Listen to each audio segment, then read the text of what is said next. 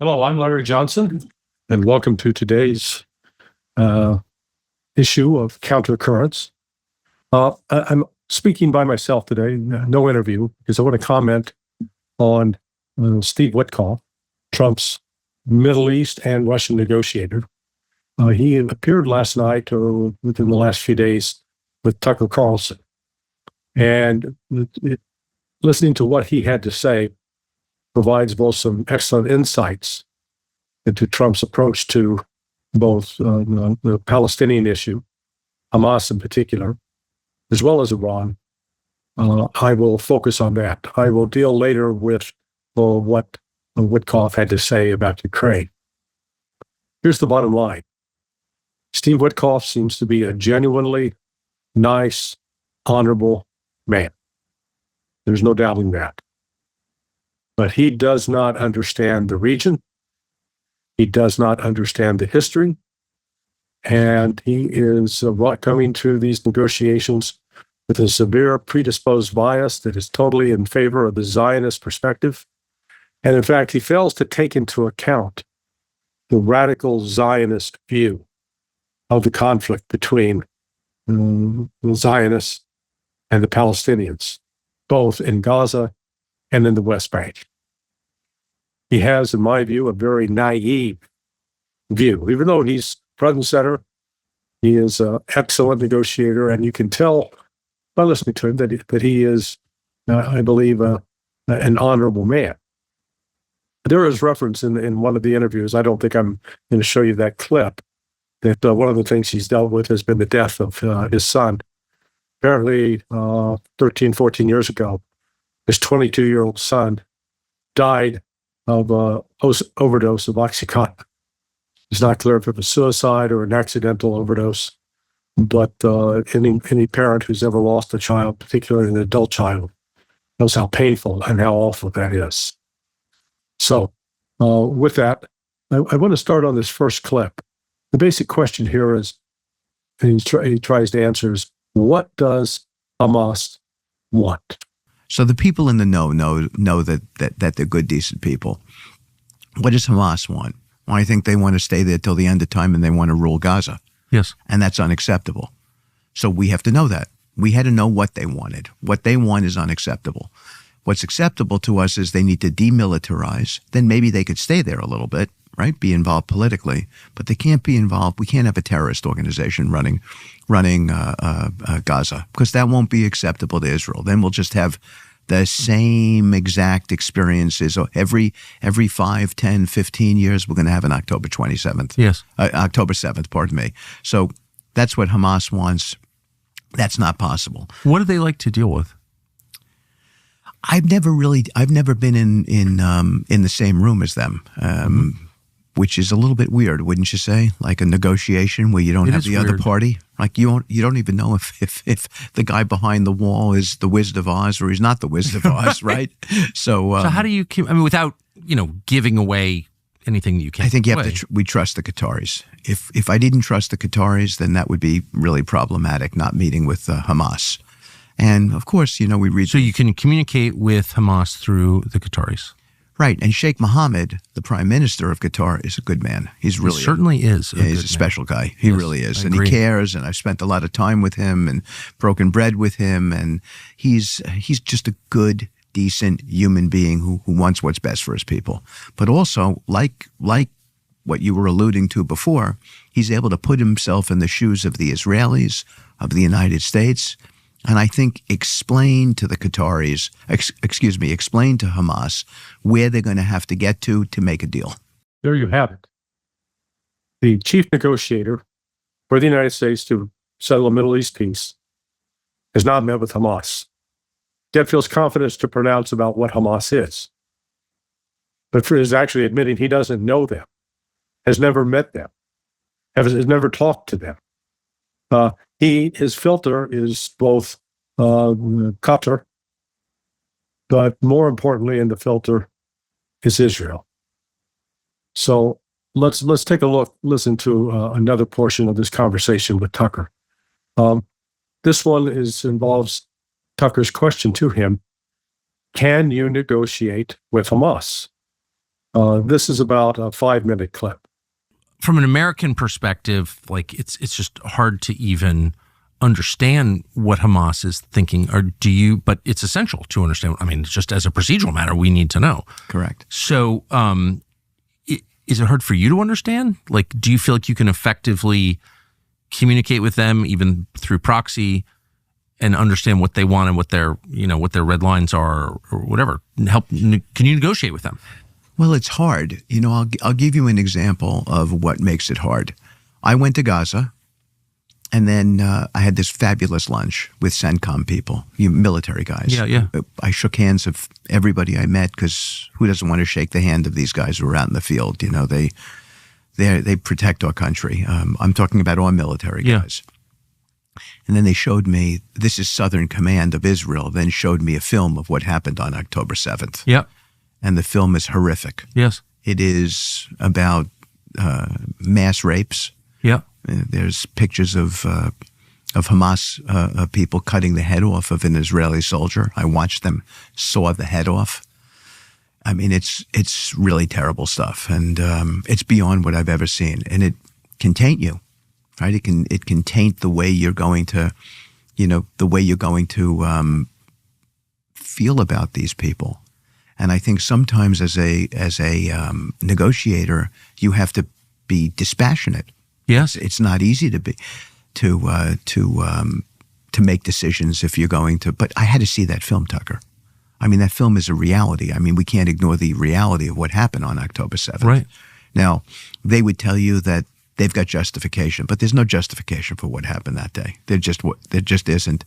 And unfortunately, there were security lapses that day that shouldn't have happened, that accentuated what happened that day, yes, which shouldn't have happened. But do we understand that? I think we understand that there were security lapses, for sure, that there were some mistakes that were made. Yes. But we're humans. We're not robots, right? Agree. We're not completely overwhelmed by AI right now. So people will make mistakes. There were intelligence mistakes, but there's some really good people who were involved here. I met some exceptional people in Israel. I mean, really some exceptional people who. Yes. And it's a difficult situation, but I think you have to know what Hamas wants. Just to go back to your question. Yes. And then you've got to figure out what you can give them that allows them to walk out, because that's what's needed here. What we heard in the beginning of this conflict is Hamas is ideological. They're prepared to die. For a whole variety of reasons, I personally, and I talked to the president about this, there's nothing I don't talk to the president about before we're going to make a decision. Yes. Because he is the guy. Yes. He was elected. I was not. None of the other people were. He was elected. And I think that's how we have to function. With that said, I said to him, I don't think that they are as ideologically locked in. They're not ideologically intractable. I never believe that, by the way. I believe they strap on the suicide vests onto young kids who don't know what they're doing, right? And they tell them a story. And once you understand that they wanted to live, then you were able to talk to them in a more effective way. Smart. That is smart. But it's, how hard was it to come to that conclusion? You know what? I get a lot of intelligence reports, so I'm able to read things. And it just felt to me that the rhythm and the cadence of the negotiation, right, that's part of it too, right? If I'm not there all the time, I'm getting secondhand information. I had to feel it for myself. I had to be able to sort of live it in real time. And that's when I sort of came to the conclusion that they wanted alternatives. We're in a negotiation right now to maybe stop some of these Israeli strikes and maybe finish this conflict with dialogue. And if I don't have a feeling that we can accomplish that, why would I waste my time? Or the United States time? And worse yet, why would I come to the president, recommend to him that we could finish something with dialogue, and then effectively we can't be that effective? That's a bad policy prescription. If I'm not in this thing, making those sort of assessments and being able to come back to the president and say, I think we can finish it with dialogue or not. And those, by the way, those calculations are going to be the same with the Iranians And they're going to be the same with the Russians and the Ukrainians. And they're going to be the same with Azerbaijan and Armenia. So those principles apply to all of these conflicts that we're going to maybe talk about today. So there you have it. I found this clip really particularly alarming because it shows that Witkoff is consuming Zionist propaganda. He is not talking to Hamas. He is going through a filter with Hamas. Note, for example, that early on, that Witkoff says, "Oh, I saw the video." This piece of propaganda that the Israelis put together that they say shows mass rapes. It did not. It's a lie. The beheading of the soldier, yeah, I think that may be true. I saw something similar to that, but not the beheading of babies. That, at least that didn't come up in Witkoff's litany. But this was a propaganda piece, the video that the Witkoff saw, produced by the Zionists in order to inflame Western opinion. Hello, mission accomplished. Then you also later in that, as Witkoff reflects upon what he saw, describes Hamas as strapping on suicide vests on young children. There is, based upon the Israeli Foreign Ministry, their records, their data, going back to 2000, there's not a single instance of a child wearing a suicide vest, blowing themselves up and killing Israelis. Not one. That is a lie. So you can understand why Hamas might be a little reluctant to deal with somebody, A, that they haven't met, B, that they haven't talked to, but C, when they're seeing this individual on shows like Tucker Carlson making commentary about things that Hamas did not do, predisposed to believe Israeli lies. That is a real problem. It is. It's part of trying to change the Western view. This is the challenge Hamas faces. Trying to change the Western view that Hamas is a liberation organization, not some dyed-in-the-world terrorist organization. And we'll talk more about that in a second. Next up, at about the 25:50 mark in the video, Mr. Witkoff talks about, in response to a question from Tucker, what does Israel want?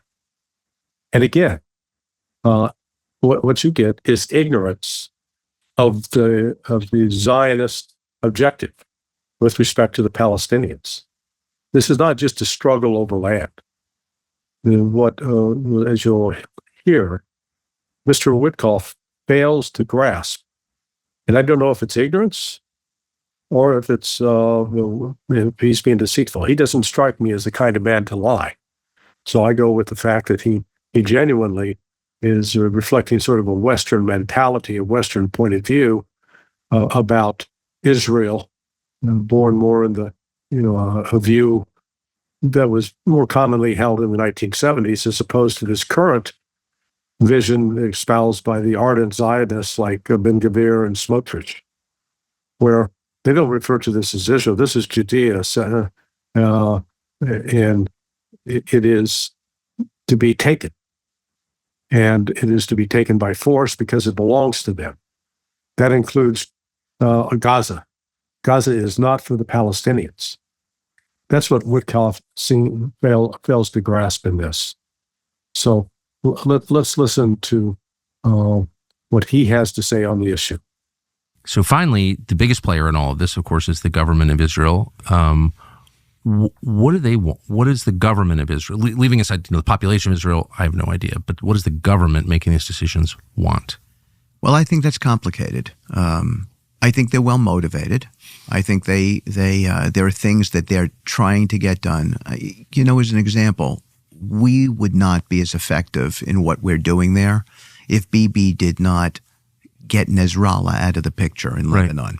If he did not decapitate, because he's effectively decapitated Hezbollah, if he did not do what he did with Hamas, he's decapitated Hamas. Hamas is nowhere close to the terrorist organization that they were beforehand.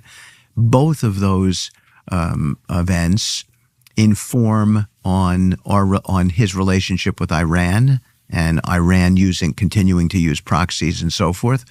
They're less prone to do those sorts of things today, right? And so that sort of Iranian crescent, or that Islamist crescent that everybody thought was going to be effective, it's been largely eliminated. So he's done an exceptional job with that. But of course, the rap he gets is that he's more concerned about the fight than he is about the hostages. I think in some respects, I understand how people make that assessment, but I don't necessarily agree with it. I think that he does want to get hostages home if he can, but he believes that pressuring Hamas is the only way to do it. I think in some respects he's right. Look, the nuances here, the changes that happen there on a day-to-day basis. We were at the Arab Summit a week and a half ago. We made a proposal to Hamas. They considered it. They rejected it the next day. We thought it was unacceptable that they rejected it. 3 days later, the Israelis went in. Guess what? They're talking again. Stuff changes there, Tucker. Hour to hour. You really have to stay on top of it. I think Bibi feels that he's doing the right thing. I think he goes up against public opinion because public opinion there wants those hostages home. Okay. Again, more disturbing commentary from Witkoff, reflecting a strong Zionist view of the situation. Nasrallah was assassinated by Israel, and that Hezbollah has suffered some casualties. But it has not destroyed Hezbollah. It has not weakened Hezbollah to the point of collapse or anything like that. And similarly for Hamas. Hamas appeared to be stronger when it appeared in public surrounding the release of Israeli hostages that they were holding and releasing according under the terms of the ceasefire over the last month and a half. So this tendency of Witkoff to believe what he's told by the Zionist crowd ends up coloring and shaping his views of the situation on the ground. The reason Hamas rejected the U.S. proposal is that the U.S. is demanding that Hamas disband and disarm. Hamas is not going to disband. Hamas is not going to disarm. They see their role as fighting for the liberation of the Palestinian people. And despite Western claims, continued claims that they are a massive terrorist organization, all I can tell you is that when you look at the objective facts, and you will discover that it doesn't match up with history. Let me read to you from a piece that I wrote in May of 2024. While Israel and the West repeatedly and incessantly insist that Hamas is doing nothing more than one of the most deadly, formidable terrorist groups in the world, the data collected and published by the Israeli Ministry of Foreign Affairs debunks this narrative. The claim against Hamas is false. You don't have to take my word for it. I'm going to show you the data. The following tables and spreadsheets contain data collected by Israel between 27 September 2000 and 26 April 2024. And I would note that Israel continues to update the figures at the website that I linked in this article. If you want to search for the article, it's on R21. It's called The Hard Facts About Palestinian Terrorism Debunk the Western Narrative. The Hard Facts About Palestinian Terrorism Debunk the Western Narrative. The first Israeli casualty, according to this database, was in 2000. It was a Sergeant David Beery, 19 years of age, from Jerusalem. He was fatally wounded in a bombing near Netzarim in the Gaza Strip on the 27th of September. The last victim who died in this database at the time when I collected the data died on April 26th of 2024, a fellow named Sharif Suad, 35, from the Bedouin town of Salama near Carmiel. an anti-tank missile launched from Lebanon hit the truck he was driving in the Mount Dove area of the Lebanese border. In between those two attacks, in September 27th of 2000, April 24th, 2024, there were a total of 592 additional attacks. That is a far cry from a terrorist group that is rapidly attacking and carrying out sustained operations. The majority of those attacks, when you dig into the data, actually occurred between the years 2001 and 2003, tailing off in 2004 to the Second Intifada. Since then, the number of terrorist attacks have been declining. It's also important to note that during that entire period, 24-year period, up until October 7th, a grand total of 1,552 Israelis died as a result of these so-called terrorist attacks. Almost 6,000 were wounded. And when you go dig into the data, 76% of the deaths occurred during the 5-year period that marked the Second Intifada. And 92% of those wounded or injured were during that same time frame. So the story, the claim that Hamas is a major terrorist organization and is engaged in frequent terrorism, it's simply not true. And it's important to debunk that, to rebut that, and to recognize that Israel is not correctly informing the world, nor is Steve Witkoff, about the nature of what's going on. Now you're going to hear Mr. Witkoff really get to the heart of the matter.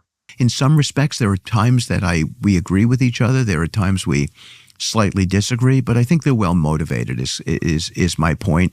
And our policy is that Hamas cannot continue to exist here. That's the president's policy, and I'm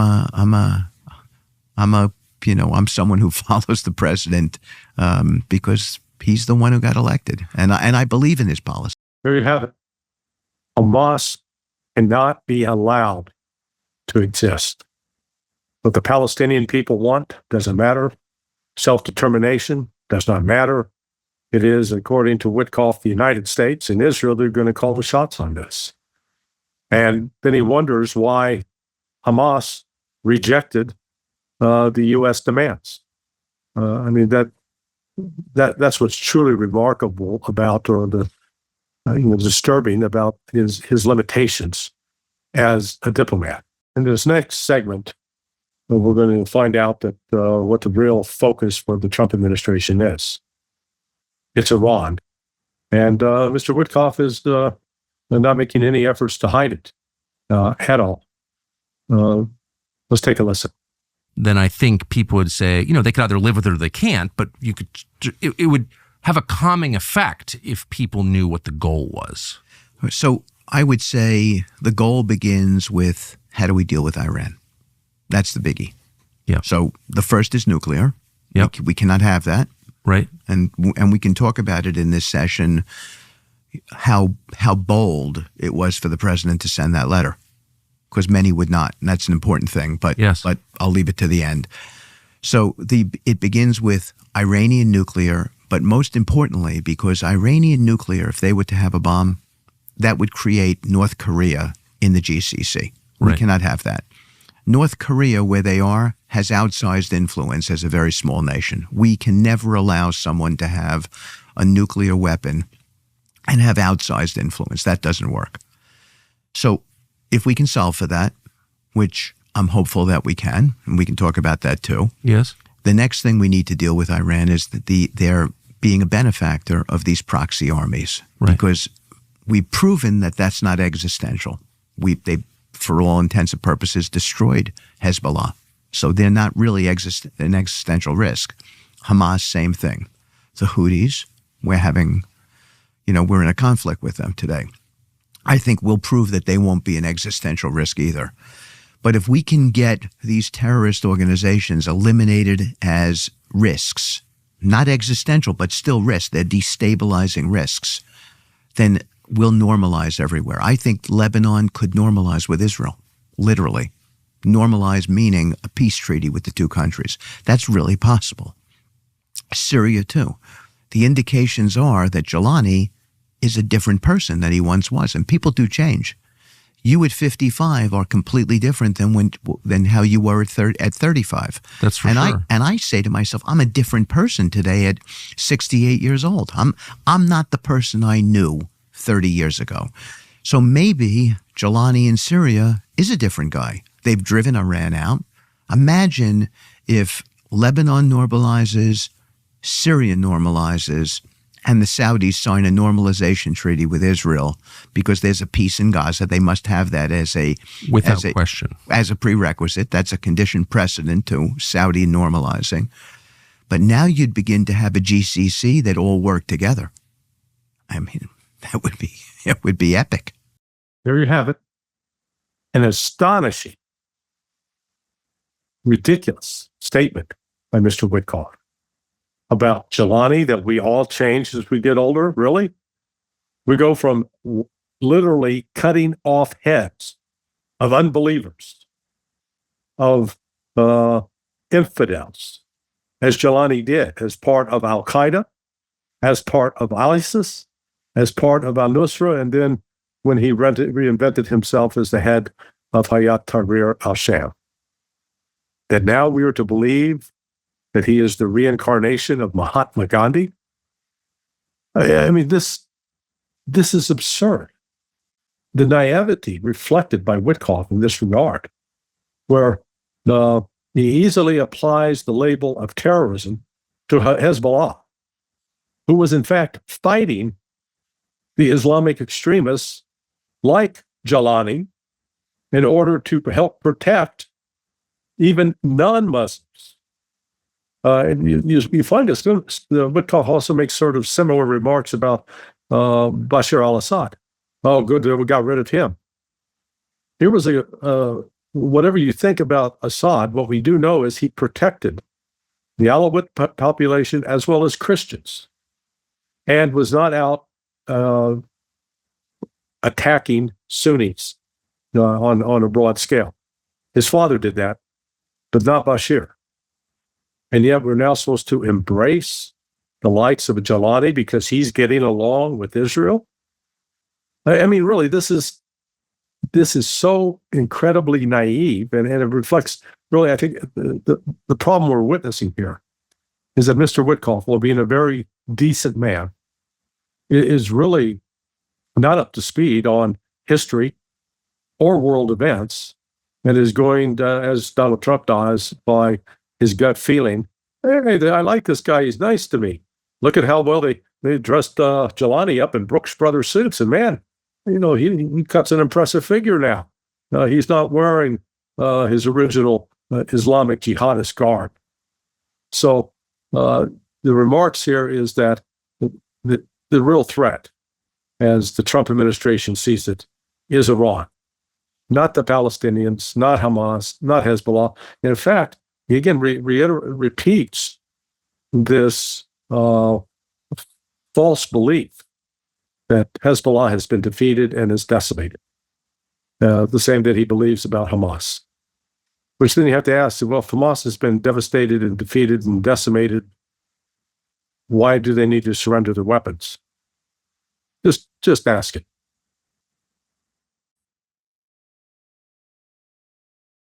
Now I want to look at how Witkoff describes what the controlling thesis of the Trump administration is with respect to dealing with this conflict, this war, this genocide in Gaza. Pay attention. You know, maybe the Israeli government needs to do.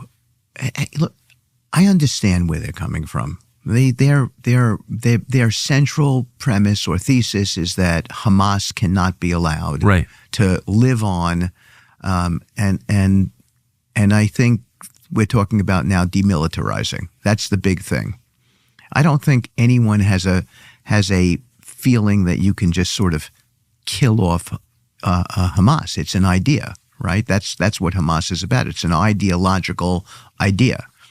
But they can't be allowed to ever again foment alongside of the Muslim Brotherhood, alongside of Islamic Jihad. These are all groups that are operating in Gaza today. We just can't have an October 7th ever again. Now, October 7th was like 9/11. What 9/11 was in the United States, October 7th was the Israelis' version of the October 7th attack. And this is not the time to revisit that, but it was a military raid.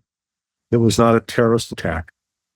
It was a military raid, and a significant number of the casualties from that day were not caused by Hamas, but were caused by the Israeli Defense Forces with their own attacks on cars that were fleeing the site where hostages had been taken. Israel, the doctrine, basically, I think it's the Hannibal doctrine, decided to attack and kill Israeli citizens rather than allow them to be taken hostage.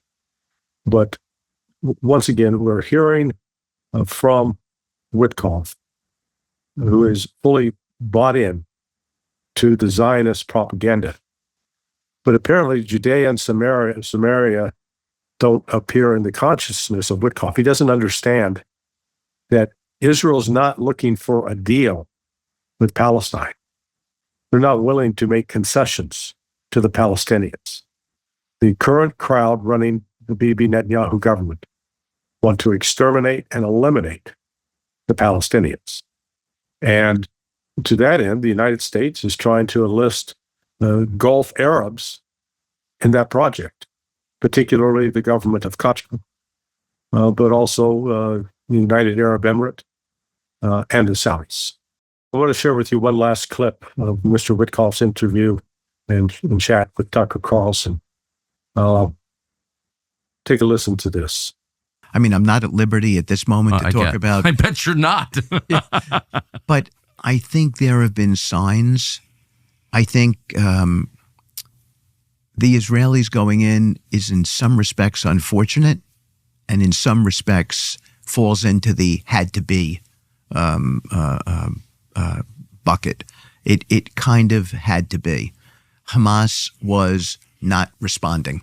They were not, and their responses were unreasonable.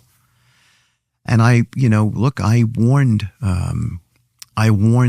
everybody at the Arab Summit. We presented a proposal at the Arab Summit 10 days ago or 2 weeks ago that was reasonable, that was a bridge to get to a peace deal, a bridge to get to demilitarization of Hamas and a discussion about an enduring truce.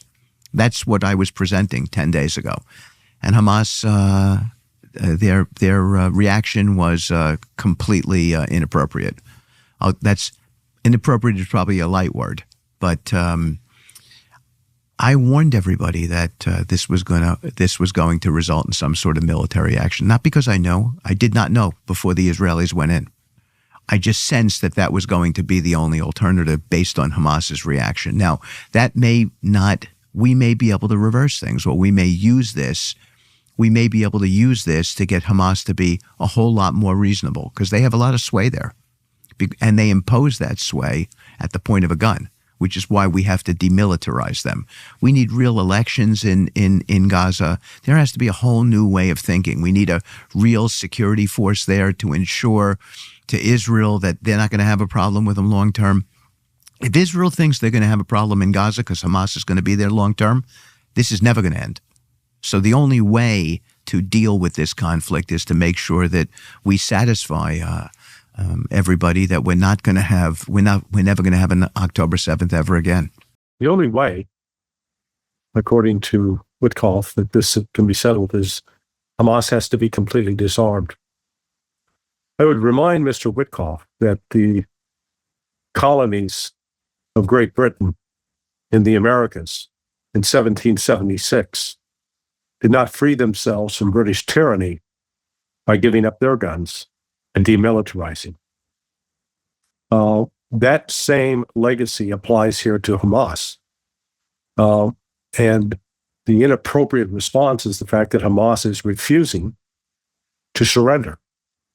We saw, despite Israeli claims to the contrary, that Hamas was defeated organization.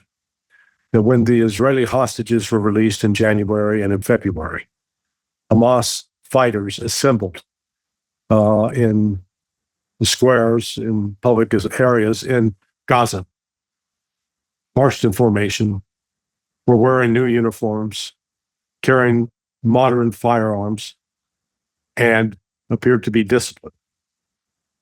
That did not fit with the Israeli narrative of having defeated Hamas. So despite 15 months of effort by Israel to defeat Hamas, they failed.